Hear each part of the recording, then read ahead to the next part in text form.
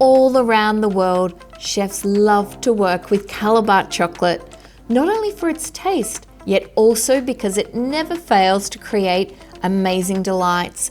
And that has to do with the fluidity, or better, the range of fluidities Callebaut offers.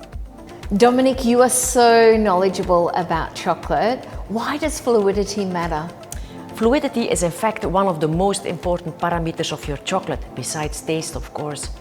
Fluidity will determine in which applications you can use your chocolate. Just to give some examples, if a chocolatier would like to create a very delicate bonbon with a very thin shell, he has to use a chocolate that is quite fluid, such as this one.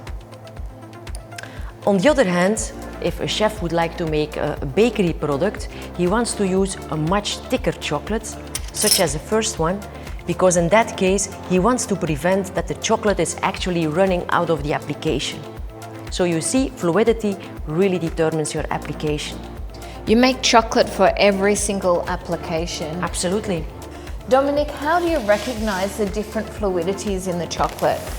Well, in fact, Callebaut turned viscosity into a science and actually developed a system which is called the droplet system, and it's clearly indicated here on the packaging what the fluidity of the product is. So it goes from 1 drop, which is very thick product, until 5 drops, which is a very liquid product.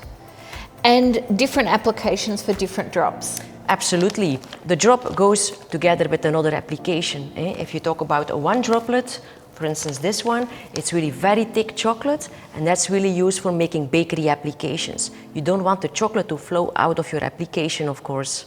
While on the contrary, a 5 droplet, it's very fluid and it's like very suitable for specific applications such as spraying, ice cream dipping, and so on. Now, what changes between 1 drop and 5 drops with each drop that you add? It's really the composition of the chocolate itself. It's the content of the cocoa liquor, it's the content of cocoa butter, and also the lecithin that might be different.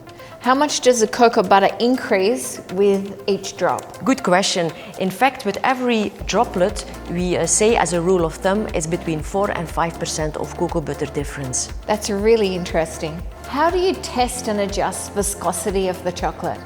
In fact, during the production process, a small sample is being taken after the conching. And it's really being measured by a special device which is called a rheometer.